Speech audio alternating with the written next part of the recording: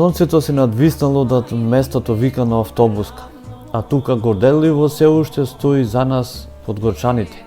Може да се каже и историски објект кој своите почетоци ги влече поодамна, а бидејќи и ден денес го сочувал својот облик, димензии и материјал, а се разбира и својата внатрешност во која се кријат спомени од поодамна, од минатото.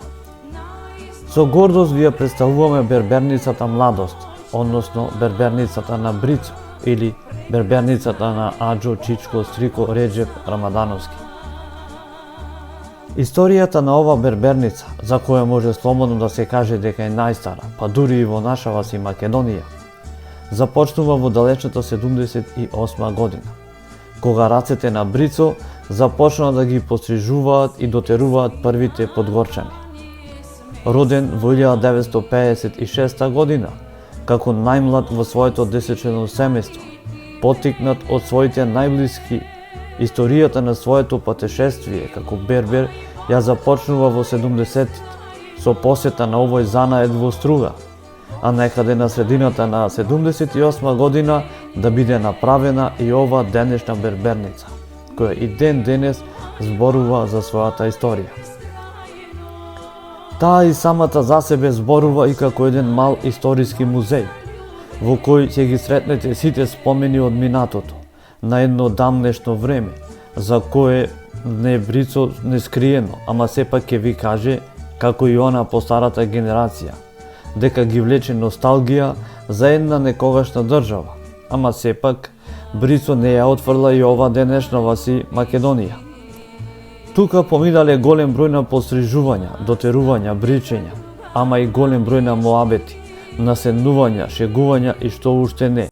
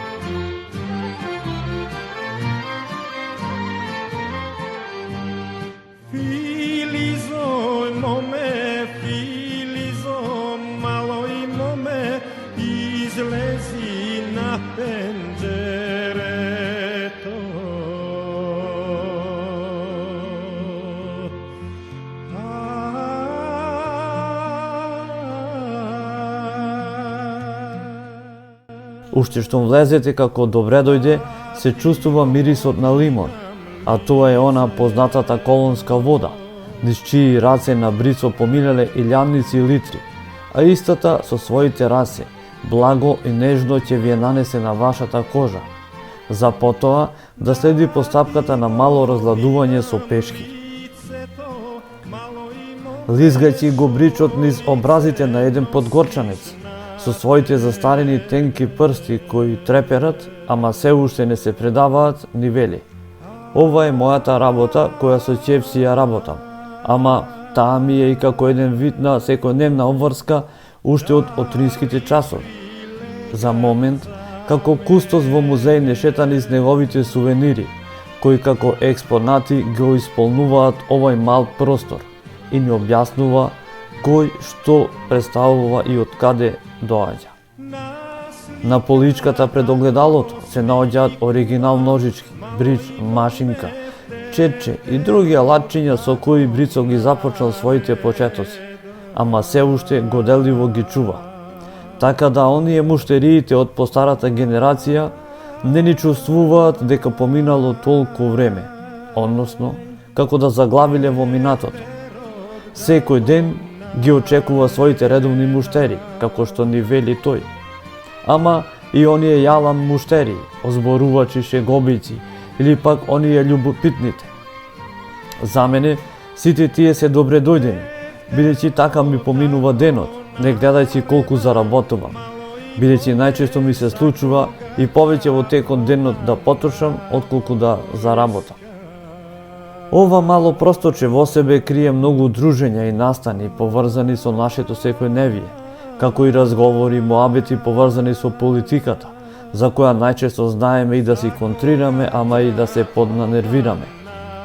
Летото ни е обележено со ширум отворената врата, а малата клупичка поставена пред позорецот, онака колку за одмор или пак чекање на ред. А во зиме, тоа е сосема друга приказна. Во центарот на ова наша берберница исправено стои мала печка, на неа стар чајник, ја топли водата за нашите гости, муштери, ама и чајниче за чај. Прозорците замаглени како густи облаци, ама секогаш недоволно силни да го спречат нашето собирање во овај мал, за нас ама голем простор, ни вели Брицо. Ние тука некаде ја завршуваме ова наша кратка посета на овај за нас може да се нарече и мал музеј на спомени, озборувања, дотерувања, посрежувања. Излегуваме однатре, Брицо не поселамува и посакува повторно да го посетиме, а нам ни преостанува да му посакаме уште многу години да посрежува, бричи и дотерува.